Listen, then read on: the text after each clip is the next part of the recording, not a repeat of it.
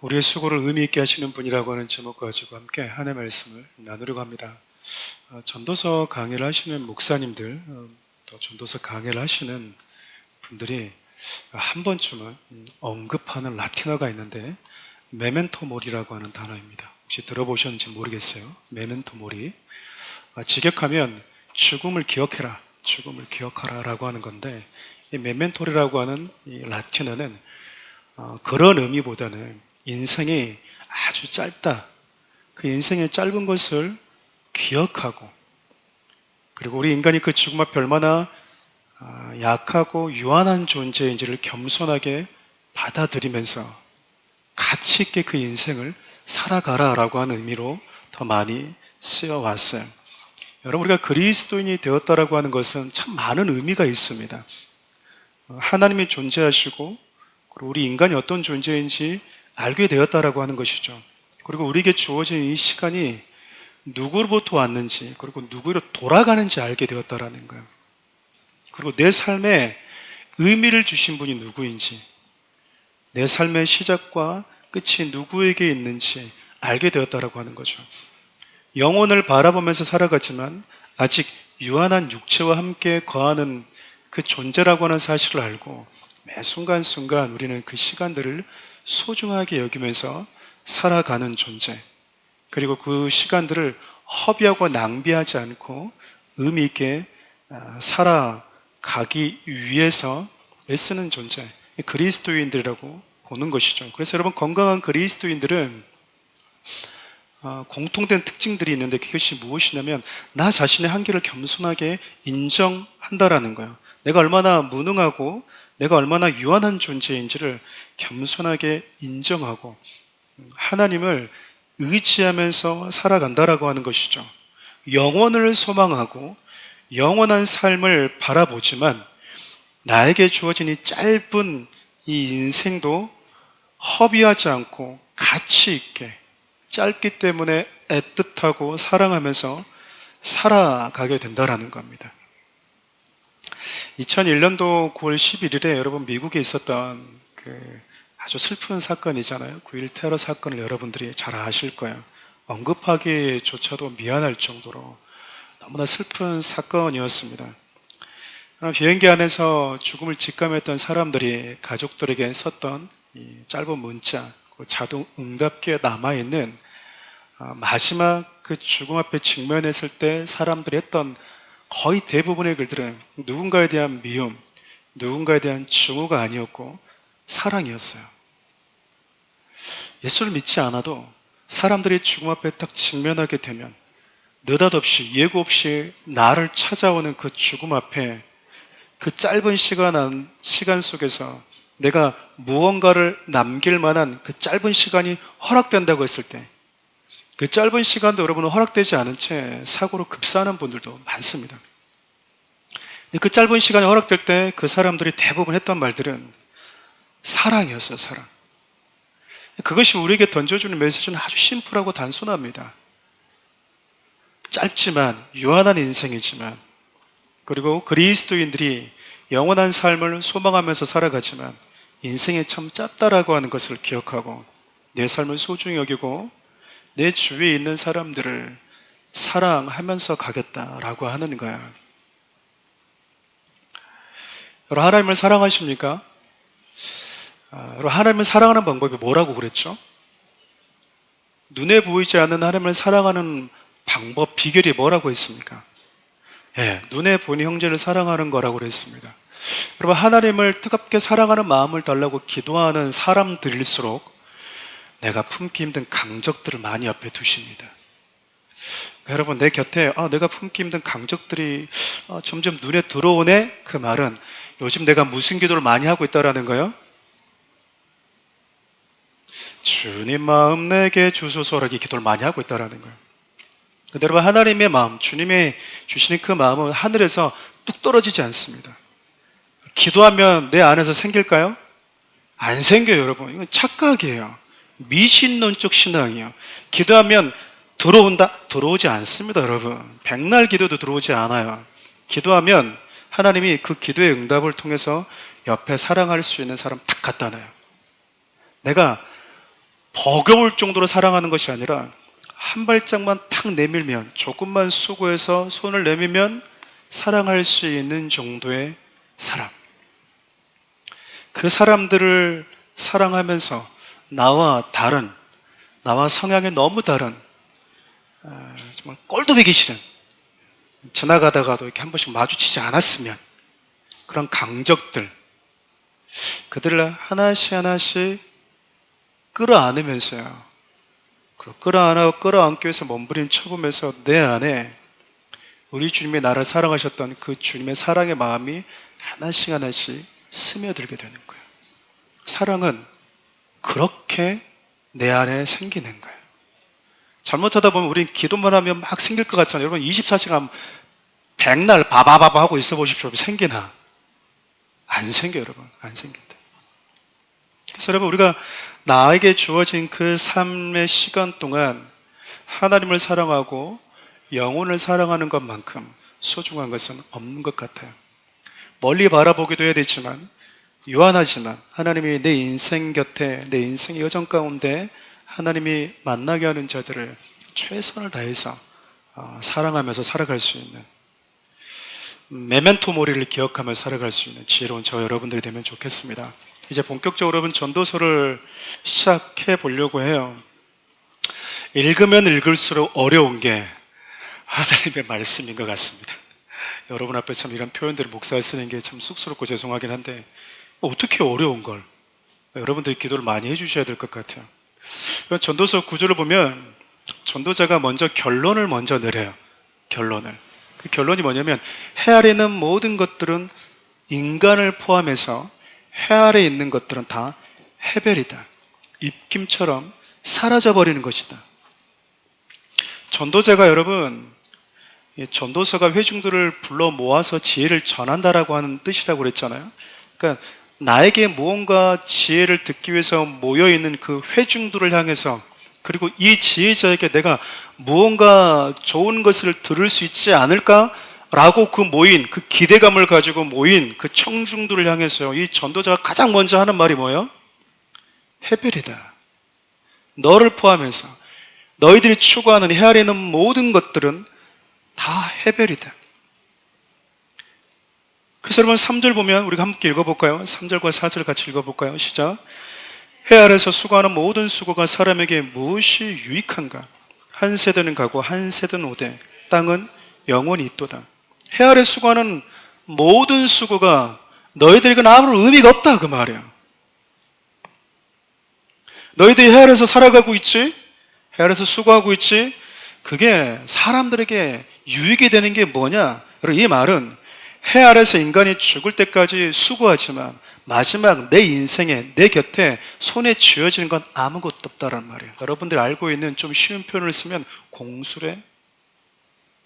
공수거. 똑같아요. 손에 쥐어지는 게 있어요, 없어요? 없다라는 거예요. 내 곁에 남아있는 것이 없다, 그 말입니다. 그렇게 평생을 애쓰고 또 수고하고 또 수고하고 있지만 이 땅을 떠나는 마지막 그 순간에 나는 내 손에 쥔 게 있는데요, 내 손에 남은 것이 있는데요 라고 말할 수 있는 인생 누가 있냐, 그 말이에요. 누가 있냐. 어쩌면 여러분 전도자는 인간의 이런 어쩔 수 없는 존재론적인 한계, 그리고 우리가 살아가는 이 해 아래에서의 삶의 구조적 한계를 자신에게 무언가를 듣기 위해서 모인 회중들에게 그 실체를 적나라하게 보여주고 있어요. 두괄식이라고 그러잖아요. 결론을 먼저 내려놓고 왜 이 결론이 논리가 있고 이 합리적인지를 하나하나 질문들, 그리고 충분히 인간들이 던져볼 만한 그 질문들을 하나씩 하나씩 던져보면서 이 말이 맞네? 라고 하는 것으로 이끌어가고 있는 거야. 인간이 무언가를 손에 쥐기에는 인간은 해 아래에서조차도 여러분 가장 짧은 존재 중에 하나입니다.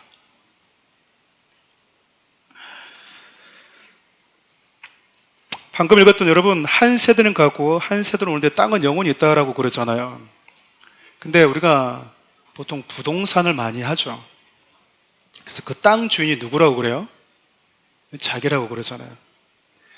땅이 들으면 기절초풍할 일이에요. 땅의 입장에서는 얼마나 웃길까요?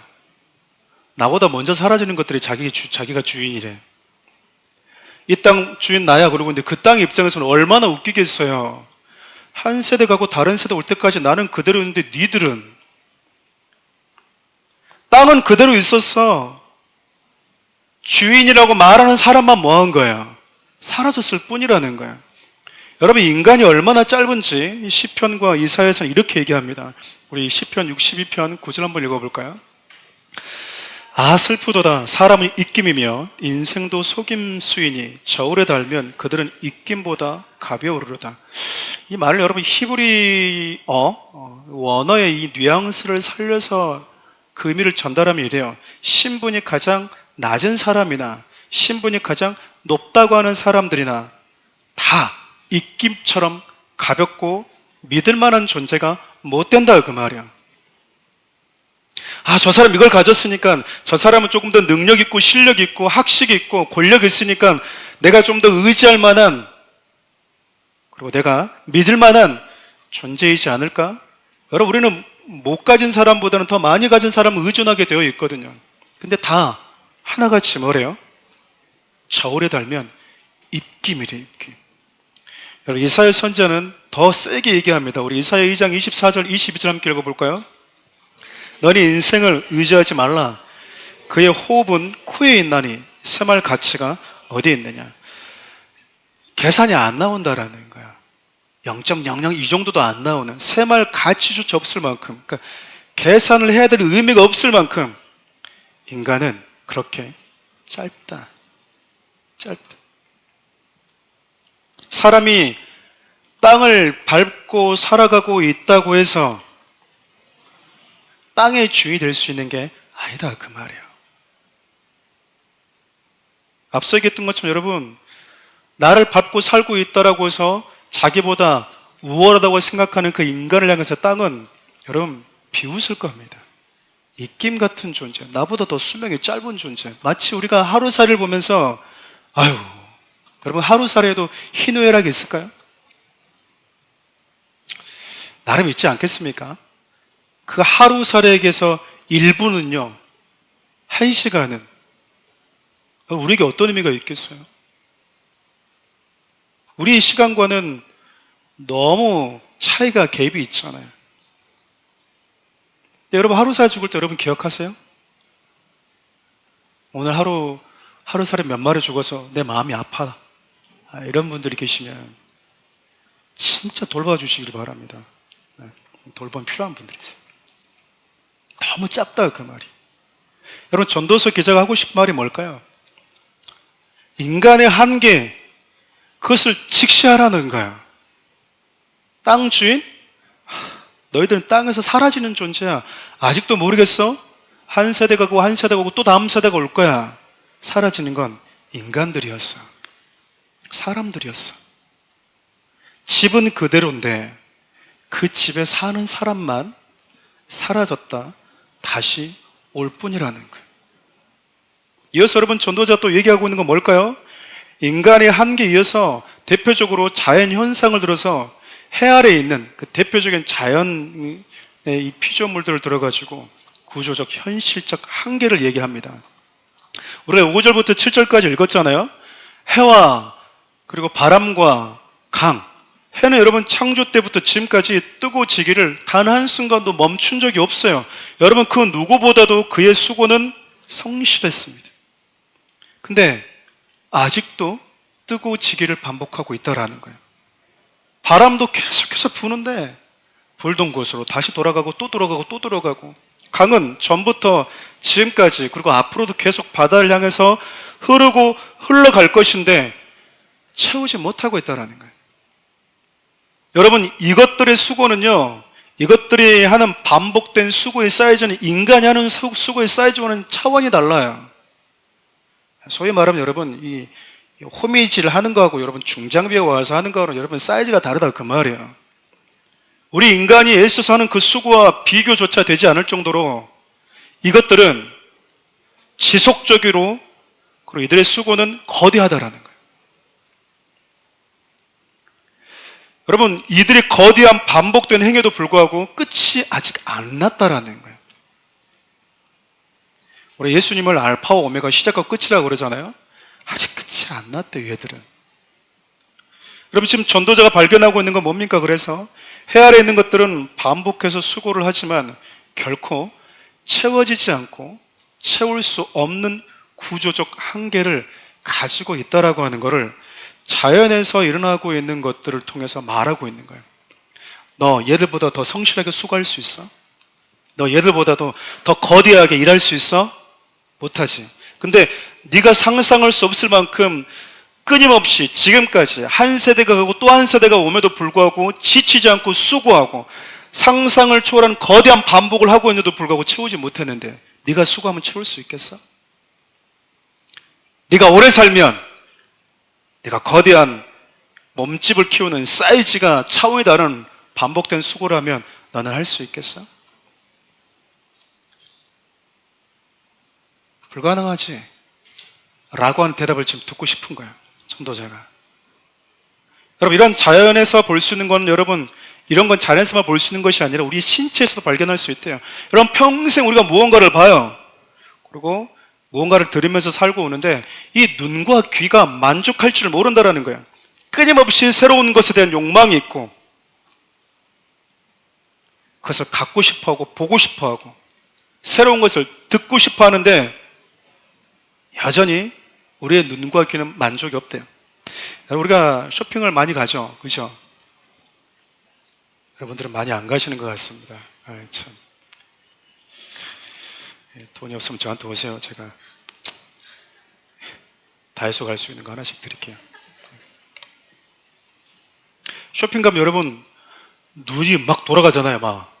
그죠? 예쁜 게 너무 많아요. 그래서 잘 백화점을 안 가려고 합니다. 눈이 거기 길들여지다 보면 이게 참 그러더라고요. 예전에 저희 아내가 이게 다이소에서 뭘 사오면 예쁘다 그러는데 사오면 제가 사오지 마라고 그럽니다. 괜찮습니다. 괜찮습니다. 여러분, 그거 보면서 눈에 만족이 되면, 눈이 흡족하면 뭐 하죠? 지갑을 열어요. 지갑을.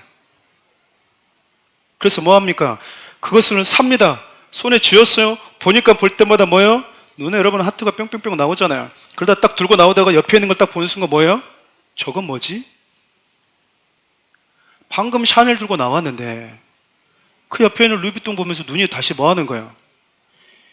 얘의 만족을 모른 채 다른 것에 또 눈이 가는 거예요. 또 나오면서 더 예쁜 것, 더 갖고 싶은 것. 그래서 어느 순간 우리는 또 하나의 신이 되어 있습니다. 그 유명한 지름신. 지름신이 되어서 나오는 거예요. 지름신이 되어서. 막 질러버리고 나오는 거예요. 무슨 일 했는지도 몰라. 여러분, 유행이라고 하는 게 별거예요. 여러분, 집에 있는 거 10년 전에 샀던 거 버리지 말고 가만히 놔두시면 됩니다. 그거 다시 유행됩니다. 제가 보장할게요. 한참 우리 나팔바지 입고 다녔었는데 안 입었잖아요. 지금 다시 나팔바지. 예전에 우리가 10cm 바지라고 그랬거든요. 10cm. 발목에 탁 붙어있는 바지. 누가 통바지 입고 다녀? 요즘 다 통바지 입고 다니잖아요. 다시 10cm 또 돌아옵니다. 버리지 말고 가만히 놔두시면 돼요. 가만히 놔두십시오. 치마도 여러분 별거 있어요? 좀 짧았다가 내렸다가 중간에다가 그냥 길이만 달라지죠. 안 그래요? 그래서 이걸 한 유행입니다라고 누가 조금 유명한 사람이 트렌드 딱 내주면 그게 그냥 유행이 되는 거예요. 새로운 게 있어요? 없어요, 여러분. 다 돌고 도는 거예요. 눈속임만 하는 거예요, 눈속임만. 여러분, 전도서 기자가 이런 것들을 통해서 우리에게 지금 얘기하고 싶은 게 뭐냐면 해 아래 새 것이 없더라. 반복해서 많은 수고들을 하는데 새로운 게 없더라. 만족스럽지 못하고 만족한 듯 보이나 뒤돌아서면 여전히 어제의 그 만족으로 살지 못하는 게 인간이더라. 인간이더라. 여러분, 결혼할 때 내 남편이 가장 멋있었어요? 안 멋있었어요? 이러니까 권태기가 지금 있는 거야. 이러니까. 여러분 처음 봤어요. 여러분 남편 아내가 예뻤습니까? 안 예뻤습니까? 우리 아내가 예뻤어요? 안 예뻤어요? 우리 남편들이 얘기가 안 나오네. 이제 먹고 살만하구나. 이제 좀 많이 용감해지셨구나 우리 남편들이. 그래요. 나는 좀 예 바로 그럴 줄 알았는데 두려움에서 많이 해방이 됐네요. 그렇게 예쁠 수가 없었어요, 여러분. 근데 여러분 지금은 누가 예뻐요? 다른 남자들이 예뻐요. 다른 우리 집사님들이 예뻐한다고. 집사님 너무 예쁜 거 다 예쁘다고. 내 남편의 눈에만 뭐예요? 뭐가 이거 배 나오고 그냥 뭐 나오고 뭐 나오고 이러잖아요. 그렇죠? 분명히 내가 만족스러워서 그 사람을 선택했거든요. 시간이 지나면서 그 만족이 여러분 만족으로 여겨지지 않는 건 그 사람이 문제가 아니고요.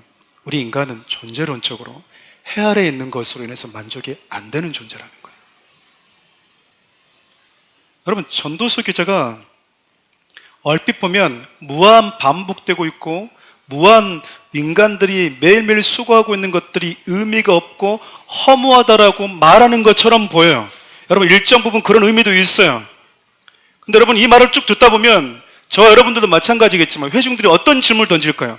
그렇다면 이런 절망적인 구조 안에서 살아갈 수밖에 없는 우리 인간은 매일같이 반복되고 매일같이 살아내야 되는데 그 수고가 헛되다면 내 삶의 의미는 그럼 어디서 찾을 수 있지? 여러분 이 질문이 나와야 되는 거예요. 어제 내가 만족스러워서 이것만 있으면 행복하겠다라고 내가 취해서 왔는데 내가 선택했는데 왜 어제 그 만족이 오늘 유지가 안 될까? 어제 이 사람이 너무나 좋았는데 이 사람이 주는 사랑으로 너무 행복했는데 왜 오늘은 그 사랑으로 만족이 안 될까? 어제 이 물건이 내게 주는 게 너무 새롭고 좋았는데 왜 일주일 지나고 나서는 그것이 내게 감동으로 다가오지 않을까? 뭐가 문제일까? 물건이 문제입니까?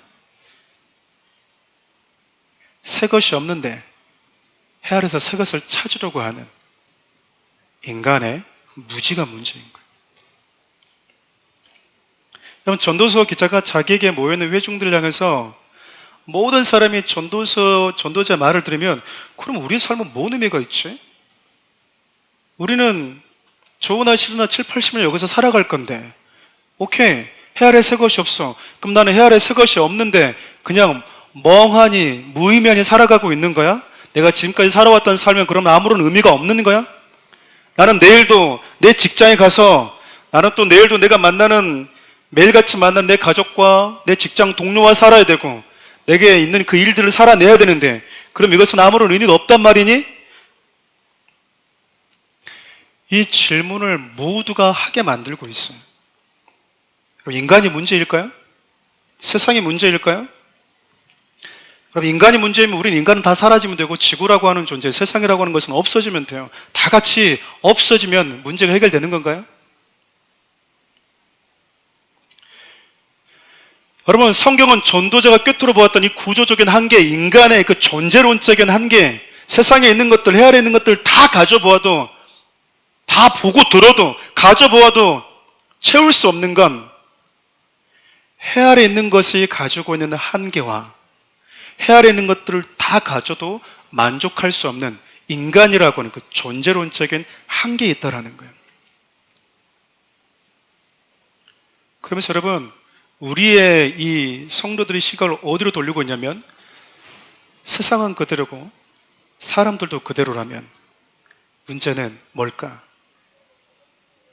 해 아래 하나님 없이 사는 게 문제라는 거예요.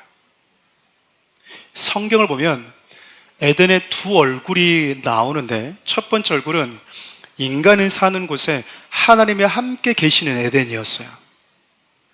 에덴의 또 다른 얼굴은 인간과 자연은 그대로인데 그곳에 하나님만 없는 에덴이에요. 여러분 인간이 범죄했을 때도 여러분 해는 떴어요. 인간이 범죄했다고 해서 여러분 태양이 안 떴습니까? 강물이 안 흘렀어요? 바람이 불지 않았어요? 나무가 없었어요? 아니요. 다 있었어요. 나름의 기쁨도 있고요. 나름의 순간이지만 즐거움도 있고 그 땅은 여전히 금원 보화가 흐르고 있었어요. 여전히 강은 바다로 흐르고 있었다고요. 근데 누구만 없어요? 하나님만 없는 거예요. 여러분, 전도자처럼 얘기하는 거예요. 다 있었잖아. 세상에 창조된 이후로 다 있었어. 사라진 게 없어. 근데도 만족스럽지 못했다면 딱 한 분이 없는, 세상에 창조된 이후에 딱 한 분만 없어졌다라는 거예요. 만약 여러분, 우리가 세상에 창조될 때 사라진 게 100가지면 이 100가지 중에 한 가지가 없어서 그럴까라고 여러분 다 찾아볼 수 있잖아요. 그래서 이것 껴 맞추고 저것 껴 맞추다가 보면 딱 맞아떨어지면 뭐예요? 아다리가 딱 맞아떨어지면 이것 때문이었구나. 이것 때문이었구나. 겨우 이것이 문제였구나 라고 생각해 볼 수 있어요.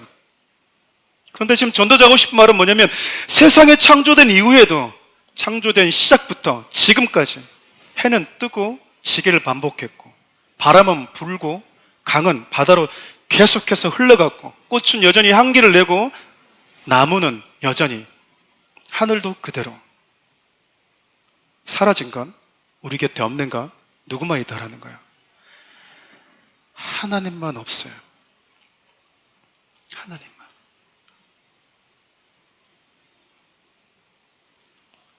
하나님만.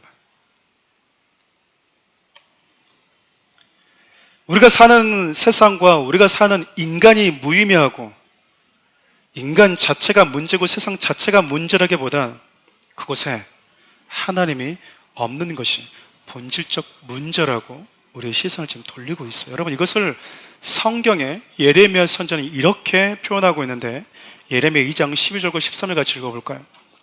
너 하늘아, 이 일로 말미암아 놀랄지어다. 심히 떨지어다. 두려워할지어다. 여호와의 말씀이니라. 내 백성이 두 가지 악을 행하였나니 그들이 생수의 근원되는 나를 버린 것과 스스로 웅덩이를 파는 것인데, 그것은 그 물을 가둬두지 못할 터진 웅덩이들이니라. 예레미야가 여러분 인간이 하고 있는 실수의 두 가지를 언급해요. 하나는 뭘 버렸대요?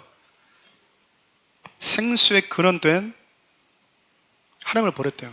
여러분, 고대 그리스 철학자들이 계속했던 게 여러분 아르케, 다시 말하면 이 세상에 있는 가장 본질적인 거, 근원적인 거, 생명적인 게 뭐냐? 그래서 내린 결론이 뭐예요? 뭐 사원수 막 나오잖아요. 바람, 공기, 불, 물, 땅 얘기하잖아요. 땅, 물, 불. 이것이 진짜 근원이 아닐까? 시작이 아닐까? 인간이 뭔가를 찾고 있어요. 누구를 배제한 채?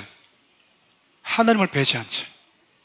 예레미야 표현을 빌리면 생수의 근원 되신 하나님을 버린 채, 생수의 근원 되신 하나님이 없어서 문제였구나, 이 기갈이, 이 목마름이, 이 만족치 못함과 채워지지 못함이 그것의 근원 되신 하나님이 없어서였구나 라고 깨닫지 않고, 내가 덜 가져서 그런가? 내가 조금 더 가지면 괜찮은가? 내가 좀 더 배워야지 되는 건가? 내가 조금 더 힘을 가지고 좀 더 넓은 집에 가면 해결될 문제인가? 라고 하는 것을 그 시대마다 사람들이 속고 살아가고 있다, 그 말이에요. 더 새로운 것은 이것이 없어서일 거야. 근데 여러분, 새로운 신상에 나오면 내가 가지고 있는 그 신상을 비웃듯이 아니? 라고 우리의 이 선택을 되게 초라하게 만들 뿐이라는 거예요. 근데 여러분, 인간이 저지른 두 번째 실수가 뭐라고요? 생수를 버리고 뭐 하는 거예요? 스스로 웅덩이를 파는 거예요. 에이, 하나님 없이 살아보지 뭐. 내가 내 삶을 만들어갈 수 있고 개척할 수 있어. 내가 왜 하나님이라고 하는 분한테 내가 왜 내 삶을 의지해? 내가 왜 의지해? 여러분 다 의지하고 있어요. 여러분 약에 의지하면 살잖아요. 우리 연세 되신 분들. 약통이 그냥 늘어나잖아요. 그래, 무언가 의지하면 살고 있어요. 근데 인간은 스스로가 문제의 그 본질적 문제를 보지 못한 채 웅덩이 만들면 될 거야. 저마다 그러니까 뭐 하는 거예요? 웅덩이 싸움만 하고 있는 거예요. 본인은 요즘에 어떻게 하니까 그래? 나는 주식이라는 웅덩이 만들고 있잖아. 나는 우리 아들 이번에 대치동에 보내는 웅덩이 만들고 있어. 나는 노후를 위해서 이런 웅덩이를 만들고 있어. 그러면 내가 지금 그 웅덩이 없어서 그런가 보구나. 나도 빨리 어떤 수가 있어도 내가 이 웅덩이 만들어야지. 이 웅덩이 파야지. 또 우리의 그 짧은 시간을 터진 웅덩이를 위해서 수고하고 있다는 거예요. 하나님 바깥에서 생수가 없는 상태에서 이루어지는 거대한 반복된 행위라 해도 결코 채울 수 없다. 평생을 들어도 결코 만족할 수 없다. 그것이 해 아래 구조다. 그것이 우리 인간의 한계다라고 지금 얘기하고 있는 거야. 아직도 모르겠니? 그렇게 살아보고 그렇게 경험해도 아직도 세상에 말하는 새 것이 있어라고 하는 말에 속고 있니? 지금 얘기하고 있는 거야. 세상에 새롭다고 말하는 것, 영혼이라고 말하는 것은 재탕 또 재탕하면서 우리들의 눈만 속일 뿐이다 그 말이야. 근데 사람들이 계속 속고 있는 거야. 속고 있어.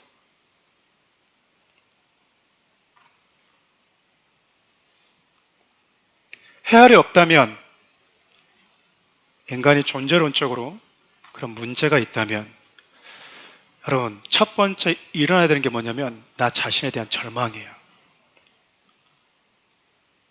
소망이 없구나. 내가 사는 곳이 이런 곳이면 희망도 없네. 그러면서 여러분 자연스럽게 탄식이 나와야 돼요. 하나님, 나라고 하는 존재는, 내가 살고 있는 이 세상은 내가 손에 쥐어도 잡을 수 없고 아무리 애를 써도 내 영혼에 만족이 없는 곳입니다. 하나님, 나 어떡합니까? 라고 하는 질문을 하나님께 드려야 되는 거예요. 여러분, 그런데 우리가 성경을 보면 해 아래에 있는 곳으로 해 위에 계신 분이 내려오시죠. 누구시죠? 예수님이십니다. 여러분, 근데 성경 보시면요, 예수님이 우리가 살고 있는 세상에 내려와서 뭐 하셨어요? 수고하셨어요. 뭐 하셨어요? 반복하셨어요. 매일 여러분 아침이 되면 또 뭐요? 피곤한 몸 무릅쓰고 병자들 찾아가고 말씀을 전해주고 밤이 맞도록 또 뭐하고? 기도하기를 반복하고 수고하고 애쓰셨어요. 저와 여러분과 별 다를 바 없이. 여러분 창세기 5장을 보면 하나님과 300년 동안 동행했던 인물이 나오죠. 누구죠? 에녹입니다. 여러분 에녹이 하나님과 동행했어요. 수많은 사람들이 죽음과 함께 사라졌는데 유일하게 아담의 족보 중에 인간들 가운데 죽음과 함께 사라지지 않았던 유일한 사람 에녹이었습니다. 그 비결이 뭐였죠? 인간은 존재론적으로 죽음과 함께 사라지는 존재인데 그 존재론적 한계를 뛰어넘었던 그 이유가 뭐였었죠? 하나님과 동행했대요. 여러분 하나님과 동행했다고 하는데 그러면 하나님과 동행한 이후에 에녹은 어떻게 살았어요? 똑같았습니다. 자식을 놓고 자식을 돌보면서 살았대요. 여러분 시편 73편을 보면 악인의 형통함을 보면서 마음이 힘들었던 아삽이라고 하는 시인이 등장합니다. 악인들이 그 반복된 행위, 그들의 삶이 너무나 형통해 보이는 거예요. 죽을 때까지 그 어떤 고통도 경험하지 않은 채 너무 형통해 보이는 거죠. 죽을 때도 어떻게 죽어요? 너무 편안하게 죽어요. 마지막까지 얄미울 정도로. 그런데 여러분 예수님 믿고 따라가는 자들 궁상스럽게 그지없어요. 매일같이 와서 뭐요? 주여 나를 국률에 여겨 주옵소서 이렇게 기도하고 있는 거예요. 어린 양을 따라가기 위해서 순결하게 살기 위해서 내 안에 있는 죄를 버리기 위해서 몸부림치고 다른 사람들은 그 죄가 있든 말든 상관없이 너무 당당하게 너무 편안하게 살고 있는 것 같은데 나는 내 안에 들어오는 작은 그 죄 하나도 민감하게 반응하고 괴로워하고 눈물 흘리고 누가 보면 미쳤다고 할 정도로 뭐 궁상스러운 거야. 삶은 그닥 부유하지 않은 채 매일같이 그런 거룩한 몸부림의 반복들을 보니까 의미 없어 보이더라 그 말이에요. 시험에 든 거예요 여러분. 뭔 의미가 있지? 결국 인생 잘 살고 잘 먹다 가는 애들은 저 악인들인데 의인이라고 하는 사람들이 모여서 저렇게 몸부림치는데 저게 뭔 의미가 있지? 무슨 의미가 있지?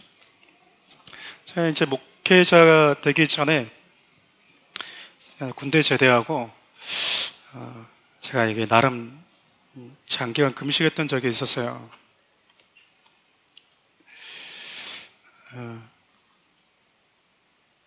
여러분들도 마찬가지겠지만 예수님이 내 삶의 주인인 것을 경험하고 또 인정하면서 끊임없이 반복하고 있는 것 중에 하나가 조금 의미 있게 거룩한 반복된 행위 중에 하나라고 얘기해 보죠. 내 자신이 얼마나 죄인인지를 매일매일 들여다보는 거라고 생각해요. 안 들여다보십니까? 여러분, 이게 나름 꽤 피곤하고 힘든 반복이에요. 여러분, 제가 그 오랜 시간 금식하면서 어떤 마음을 했을까요? 좀 더 나은 사람이 되고 싶었던 거예요. 다들 뭐 금식하고 오면 막 뭐 하나님 만났다고 그러고 막 되게 영성 있게 보이고 나름 신령하게 보이니까 그 정도의 준비는 좀 해야 되지 않을까. 그리고 이 시간이 지나면 나름 영성 있는 사람이 되어 나오지 않을까라고는 그 기대감 때문에 여러분 제가 그 기도를 했거든요.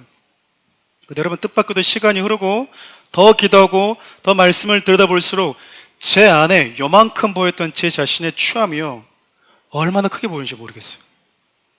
냄새도 그냥 뭔 냄새지 그랬다가 여러분 악취 중에 그렇게 악취가 날 수 없을 만큼 내 안을 들여다보는 게 무서울 정도로 내가 얼마나 추한 존재인지가 보이기 시작한 거예요. 어떤 착각까지 드냐면 이 냄새가 너무 고약하고 이 죄가 너무 넘치는 것 같으니까 내가 느끼는 이 느낌이 다른 사람도 느끼고 있나? 저 사람도 보고 있는 거 아닌가? 라고 헷갈릴 정도였어요. 괴롭고 얼마나 서러웠겠습니까? 나름 몸을 쳐가면서 기도하고 금식한다고 성경만 드립다 판다고 기도한다고 했는데 제 눈에 보여지는 게 너무 절망적이었던 거예요. 나라고 하는 이 존재를 제가 그 실체를 딱 보는 게 너무 힘든 거예요. 최선을 다해서 하나님의 일꾼이 되어보겠다고 금식하고 더 나은 사람이 되기 위했다고 반복해서 기도하고 반복되게 말씀을 봐왔는데 왜 이렇게 힘드냐 사는 게 신학생활이 왜 이렇게 안 기쁘냐 저만 얘기해요? 신앙생활 왜 이렇게 피곤하지? 행복할 줄 알았는데 왜 이렇게 절망적이고 매일매일 같이 내 자신을 들여다보는 이 반복된 행위가 보이는 걸 어떻게 절망적으로 다가온 거예요. 여러분 그때 여러분 제가 얼마나 서럽게 울었는지 모릅니다. 요즘엔 조금씩 좀 죄송하지만 나이가 조금씩 들어가면서 이렇게 눈물이 이 쇼츠만 봐도 막 왜 둘이 사랑이 안 이루어졌냐 막 이러면서 혼자 울고 있고 딸들이 아빠한테 사랑 고백하면 또 막 울고 가다가 차 운전하고 가다가 문과 한 구절 딱 보면 맞아 뭐 또 울고 있고 막 그러는데 그 전에 제가 많이 울지 않았거든요. 근데 진짜 서럽게 울었던 것 같아요. 그래서 제가 여러분 하나님께 양육할 때 들었던 분도 계시겠지만 제가 하나님께 이렇게 기도했어요. 하나님 저를 조금만 놔주십시오. 저를 조금만 놔주십시오. 하나님 당신이 내게 생명을 10,000개를 주셔도 제가 10,000번의 인생을 연이어서 바톤을 이어받아서 살아도 저는 어차피 당신이 원하는 삶, 당신이 원하는 수준에 못 갑니다. 그건 당신도 알고 나도 아는 거 아닙니까? 어차피 반복해도 수고해도 오르지 못할 곳이니까 저더러 그곳에 오르라고 하는 그 부담감을 주지 말아 주십시오. 여전히 교회는 나오겠습니다. 교회 봉사도 하고 헌금도 하겠습니다. 당신 떠나지는 않겠습니다. 그런데 제 안에 이 부담감은 좀 걷어가주면 안 될까요? 제가 너무 힘들어요, 하나님. 제가 막 너무 서러워서 울었어요. 남자들 울 때, 여자들이 울 때 예쁘게 울잖아요. 울잖아요. 남들, 이렇게 울잖아요. 주체할 수가 없는 거예요, 주체할 수가.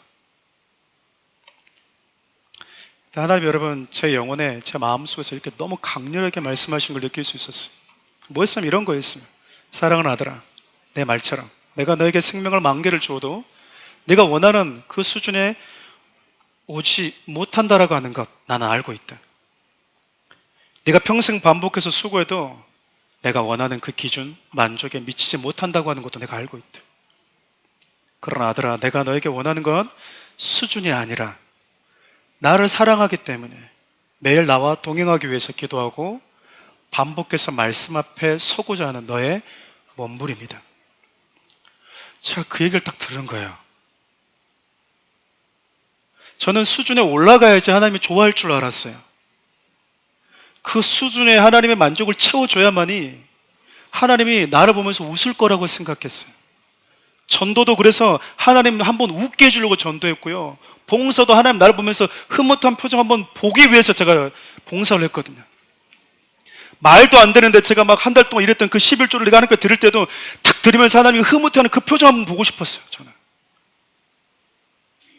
내가 뭘 하지 않으면 하나님이 내 속을 아시는 분 막 삐친 듯 나를 쳐다보는 것 같은 그 눈빛 보고 싶지 않았거든. 그 눈빛이 나를 계속 걸리게 만들었으니까.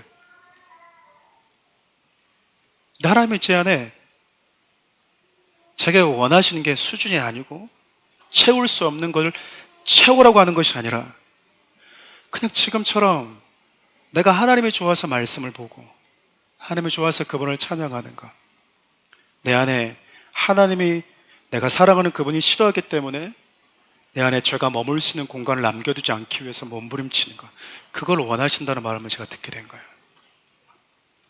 여러분, 제가 지금 뭐 하고 있을까요? 수준이 됐을까요? 안 됐습니다. 제가 채웠을까요? 못 채웠어요, 여러분. 그 이후부터 여러분, 제가 하나님의 말씀이라고 하는 거울을 보는 게 달라지기 시작한 거예요.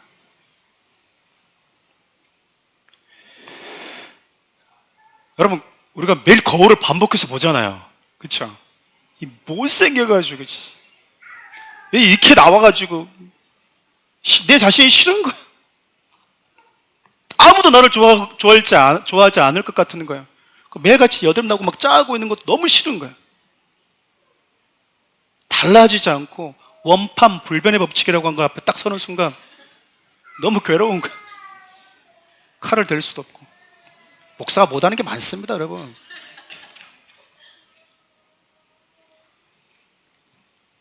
다시 거울을 들여다볼 때 그 거울에 비춰진 나를 사랑하시는 그분의 표정이 보기 시작한 거예요. 여러분, 고린도후서 5장 17절 보면 그리스도 안에 있는 자들을 새로운 피조물이라고 얘기합니다. 새 것이 해 아래 없다라고 얘기했는데 새 것이 해 아래 탄생하는 순간이 그리스도 안에 들어오는 성도들이에요. 옆 사람 보면서 이렇게 한번 인사합시다. 당신은 새로운 피조물입니다. 해 아래 새 것이 없는데요, 그리스도 안에 들어오는 자들, 들어오는 순간 새 것으로 바뀐다라는 거예요. 그리고 여러분, 그 새로운 피조물 된 자들이 매일 반복해서 하는 그 수고는 하나님이 기억하신대요. 우리 고린도전서 15장 58절 읽고 말씀을 마무리하도록 하겠습니다. 함께 읽을까요?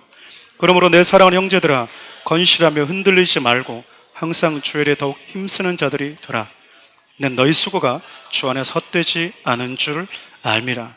여러분, 이 말씀에 근거하면 똑같이 수고하는데 그리스도 안에서 하는 수고와 주 바깥에서 하는 수고가 있다라는 거잖아요. 하나님은 당신을 사랑하는 것이 동기가 되고 그것이 목적이 되어서 하는 주 안에서의 반복된 수고를 의미 있게 하시는 분이세요. 의미 있게 하시는 분이시라고요. 여러분, 잘 아시는 김춘수의 꽃이라고 하는 시 혹시 아시죠? 혹시 준비되셨으면 띄워주시면 좋겠는데, 그 앞소 좀 함께 읽어볼까요? 시작. 내가 그 이름을 불러주기 전에는 그는 다만 하나의 몸짓에 지나지 않았다. 내가 그 이름을 불러주었을 때 그는 나에게로 와서 꽃이 되었다. 여러분, 꽃이 꽂힐 수 있는 건 그것에 이름을 붙여준 분으로 인해서인 거예요. 나의 이름을 불러주신 분에 의해서 비로소 우리의 존재가 새로워진다, 그 말입니다. 하나님이 에녹이라고 하는 삶을 의미 있게 하셨던 것은 그의 삶이 하나님이 부르신 이후부터 뭔가 독특하고 특별한 남이 하지 않는 삶을 살아서가 아니에요. 여전히 여러분, 에녹은요, 하나님과 동행하면서도 자녀를 낳았고요, 자식을 키웠고 일상을 살았대요. 반복된 일상을 사는 거예요. 여러분, 전도서는 성공하지 말라는 말이 아니에요. 다 의미 없으니까 뭐 하려고 돈 벌려고 그래, 뭐 하려고 공부하려고 그래, 그 말을 하고 있는 게 아니에요. 다만 그것에 의미를 붙여주신 분, 그분과 함께 하라는 거예요. 내 삶에, 내가 하는 그 일에, 내가 걸어가는 그 삶의 여정에 의미를 주신 분. 에덴에 모든 것이 다 있었지만 하나님이 없었어요.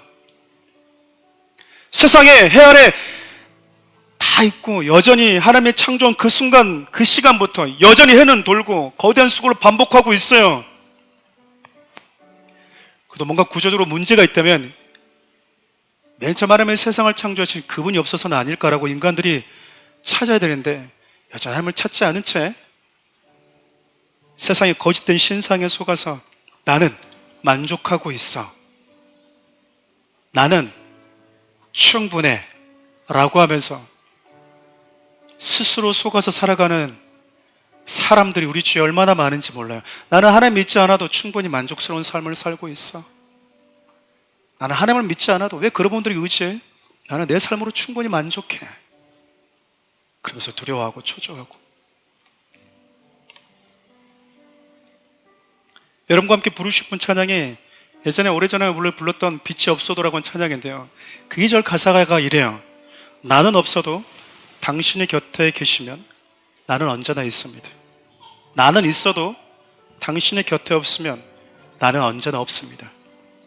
이 찬양 가사가요, 당신의 나의 이름을 불러줄 때 내가 비로소 존재론적으로 의미가 있어집니다 라는 뜻이거든요. 하나님, 여전히 강물이 아름답게 흐르고요, 여전히 바람은 불고 해는 뜨고 지기를 반복하는데 여전히 금맥도 있고 아름다운 새도 지저귀는데 하나님, 저에게 그게 의미가 없는 건 하나님이 없는 에덴이기 때문에 그래요. 어쩌면 전도자가 지금 저와 여러분 모두에게 물어보고 있는 거예요. 네 인생에 해 아래 없는 유일한 분, 하나님이 계시냐? 너의 수고를 기억하고 너의 수고를 의미 있게 하시는 분, 그분이 없으면 나도 없는 거다. 그분이 없으면 나도 언제나 없는 존재다. 그러나 그분이 계시면 나도 언제나 있다. 사랑하는 우리 성도 여러분, 예수님이 이 땅에 오셔서 저와 여러분과 함께 동행하기를 원하셨고 함께 사시기를 원하셨어요. 성경에 있는 모든 에스겔도 그렇고 요한계시록도 그렇고 결론은요, 출애굽기의 결론도요, 구원한 백성과 함께 하나님이 함께 한 공간에 함께 사시는 겁니다. 왜 그럴까요? 그분이 계셔야만 저와 여러분 삶에 비로소 의미가 있기 때문에 그렇습니다. 하나님과 동행하십시오. 주의 말씀과 함께 동행하십시오. 내 삶의 길 되시는 그분의 말씀을 늘 기억하면서 살아가십시오. 그러면서 고백하십시오. 나는 없어도 당신이 없으면 나는 언제나 있고, 나는 있지만 당신이 없으면 저는 아무것도 아닌 존재입니다라고 고백하시길 바라요. 우리의 모든 수고를, 어제의 삶 오늘의 수고, 내일에 반복되는 그 일상을 의미 있게 하시는 분과 동행할 때 저와 여러분들은 비로소 의미 있는 삶을 살게 될 것입니다. 우리 찬양을 좀 주님께 올려드렸으면 좋겠어요.